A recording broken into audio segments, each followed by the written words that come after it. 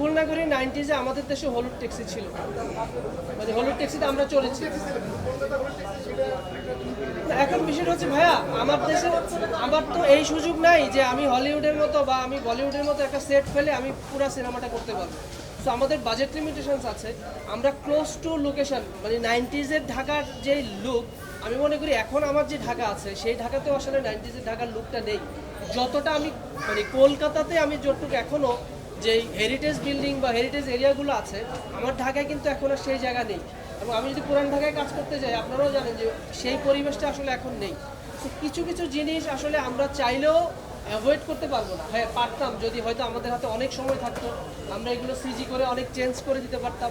সেখানে বাজেটের ইস্যু থাকে। সো আমরা আমাদের মতো করে চেষ্টা করেছি যে একটা 90s একটা লুক দেওয়ার জন্য। তো সেখানে আমি মনে করবো যে এরকম ছোটোখাটো জিনিসগুলো দর্শক অন্তত আমাদেরকে ক্ষমাসুন্দর দৃষ্টিতে দেখবে যে আমাদের বাজেট এবং সময় কিছু লিমিটেশন আছে সেই জন্য। না এখন কারো যদি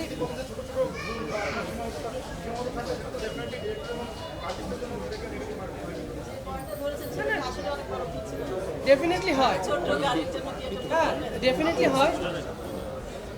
আমি বলবো যে আপনার প্রশ্নটা ঠিক আছে। সো আমরা তো মানে দর্শক কেন, দর্শক তার যে কোনো অভিব্যক্তি প্রকাশ করতে পারবে। সো আমরা সেটার জন্য প্রস্তুত আছি, কোনো সমস্যা নেই। একটা সিনেমা দেখার জন্য